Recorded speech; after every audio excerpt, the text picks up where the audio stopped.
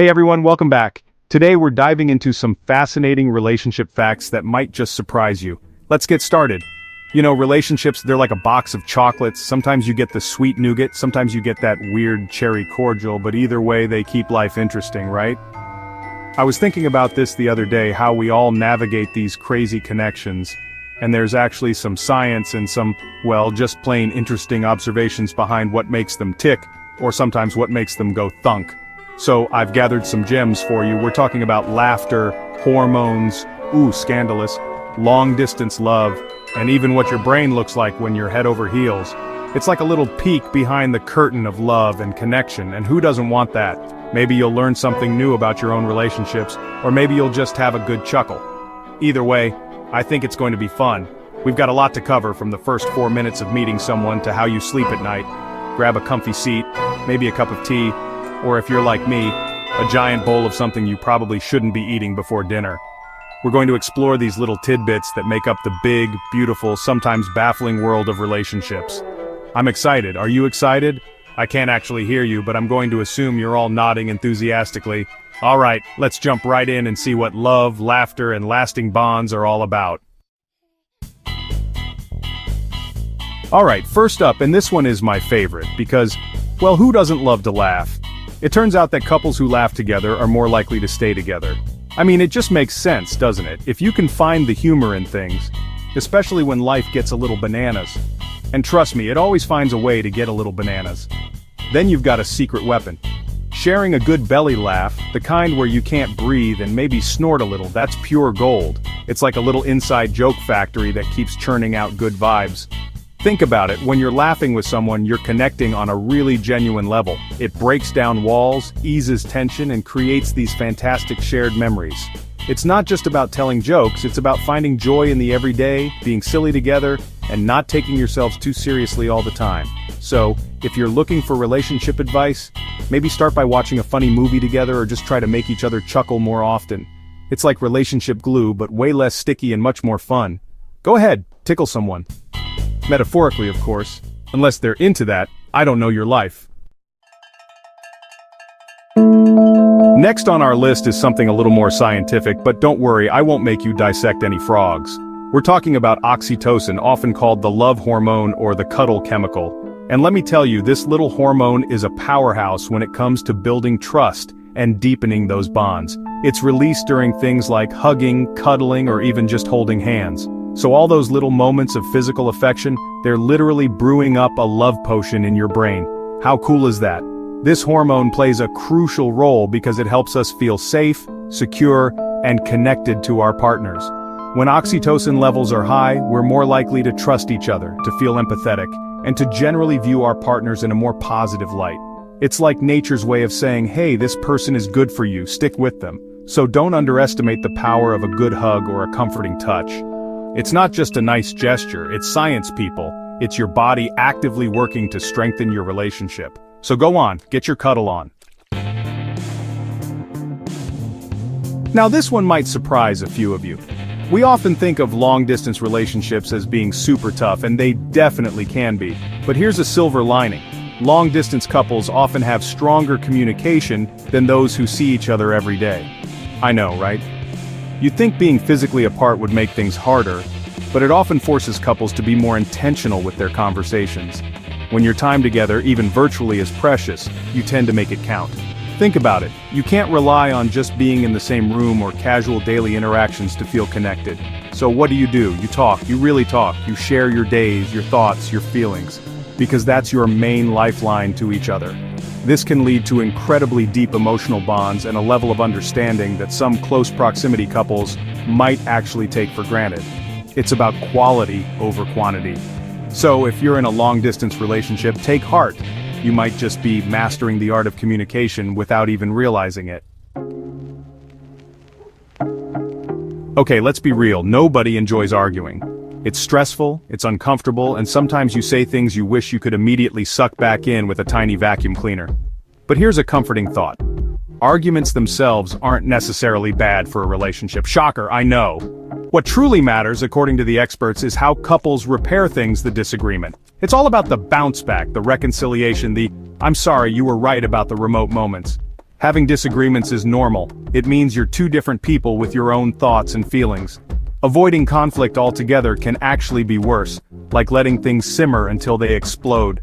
The key is to learn how to fight fair, which means listening, trying to understand and not hitting below the belt, and then crucially how to make up. Repairing the connection, whether it's through an apology, a hug, or a calm conversation about what happened, shows that the relationship is more important than winning the argument. It builds resilience and trust. So don't fear the occasional tiff, focus on the fixing. This next one is simple, but oh so powerful. Expressing gratitude regularly significantly improves relationship satisfaction. It's like a little happiness booster shot for your love life. And the best part, it doesn't cost a thing, and it's super easy to do. Just saying thank you for the little things, like when your partner makes you coffee, or remembers you hate pickles, or just listens when you've had a rough day, can make a huge difference. It's about acknowledging the good. When you actively look for things to be grateful for in your partner and your relationship, and then you actually them, it makes them feel seen, appreciated, and valued. And guess what? That feeling is contagious. They're more likely to feel good about you and the relationship, and maybe even start expressing more gratitude themselves. It creates this wonderful upward spiral of positivity. It's not about grand gestures, it's the consistent, small acknowledgments that build a foundation of warmth and appreciation. So go on, find something to say thank you for today. We touched on this a bit with oxytocin, but let's dive deeper into physical touch itself. It's such a fundamental human need, and in relationships, it's incredibly potent. Physical touch, even simple things like a hand on the arm, a pat on the back, or holding hands, significantly increases feelings of safety and connection. It's a non-verbal way of saying, I'm here for you, you're important to me, and we're in this together. It's like a silent language of love. Think about how a hug can instantly make you feel better when you're down, or how holding someone's hand can feel so reassuring. These aren't just fleeting sensations. They contribute to a deeper sense of security and closeness in the long run. In a world that can sometimes feel a bit cold or disconnected, physical touch in a loving relationship is like a warm, comforting blanket. It calms a frazzled nervous system and reinforces the bond you share. So don't underestimate those little touches. They're doing some heavy lifting in the connection department. Get ready for this one because it's a bit mind-boggling. Most people decide if they're attracted to someone in under 4 minutes. 4 minutes. That's less time than it takes to make a decent cup of coffee, or to find your keys when you're already late.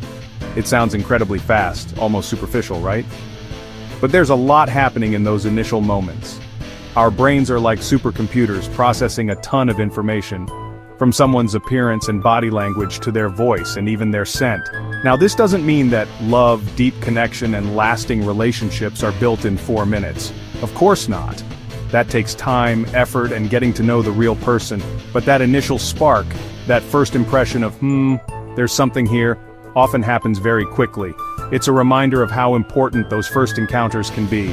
Whether it's a first date or just meeting someone new, it doesn't mean you can't change a first impression, but it's fascinating to think about how quickly our instincts can kick in. So, maybe make those first 4 minutes count, eh? Chapter 8. Values over vibes, the real key to long-term love. Here's something crucial for anyone looking for a relationship that goes the distance. Similar values are often more important than similar interests for long-term compatibility. Now don't get me wrong, it's great if you both love hiking or binge-watching the same shows. Shared hobbies are fun, and provide things to do together. But when it comes to the real foundation of a lasting partnership, it's those core values that truly matter. What you both believe in, what you prioritize in life. Think about things like honesty, family, financial views, personal growth, or how you want to raise children, if that's in the picture. If you're fundamentally aligned on these big picture things, you'll find it much easier to navigate life's challenges together. Interests can change over time. You might pick up new hobbies or grow out of old ones. But core values tend to be more stable. When your values match, you're essentially rowing the boat in the same direction, even if you have different tastes in music. It's about that deep-seated alignment that makes you true partners. Chapter 9. Love is a drug? Your brain on romance. This one is pretty wild, folks. People who are deeply in love, especially in those early passionate stages, have brain activity that looks remarkably similar to those who have taken cocaine. Yes, you heard that right. Cocaine. It's not to say love cocaine, please don't get any ideas, but the intensity of the feeling, that euphoria, the obsession, the craving, it lights up similar reward pathways in the brain. It's all about dopamine and norepinephrine having a party in your head. This explains why falling in love can feel so all-consuming, why you can't stop thinking about the person, why you feel so energized and on top of the world. Your brain is literally buzzing with these feel-good chemicals. It's a powerful, intoxicating experience. Of course, this intense phase doesn't last forever at that peak level, which is probably a good thing, or we'd never get any work done. But it's a fascinating insight into just how potent the experience of falling in love truly is, on a biological level. It really is a natural high. Chapter 10, Sleepy Snuggles, the connection of synchronized sleep. And finally, for our 10th fact, let's talk about something we all do, or try to do, sleep. It turns out that couples who tend to go to bed and wake up around the same time often report feeling more connected. It might seem like a small thing, but those shared moments at the end of the day, and the beginning of a new one, can actually be pretty significant for intimacy and closeness. It's not just about the sleep itself, but the rituals around it. Think about it. Going to bed together can be a time for quiet conversation, for cuddling, for just being present with each other without the distractions of the day. Waking up together means you start your day on the same page, maybe share a sleepy good morning kiss or a cup of coffee. When sleep schedules are wildly different, couples can miss out on these little pockets of connection. It's not always possible for everyone, with work schedules and all, but if you sync up your z's, it might just add an extra layer of warmth and togetherness to your relationship. And there you have it, 10 fascinating facts about relationships. From the power of a good laugh to what your brain is doing when you're smitten, it's pretty amazing stuff, isn't it? I hope you found these insights as interesting as I did. Maybe some of them made you nod your head in agreement, maybe some surprised you, or maybe some just gave you a new way to think about the connections in your own life. Relationships are complex for sure, but understanding a little more about them can only help us nurture them better.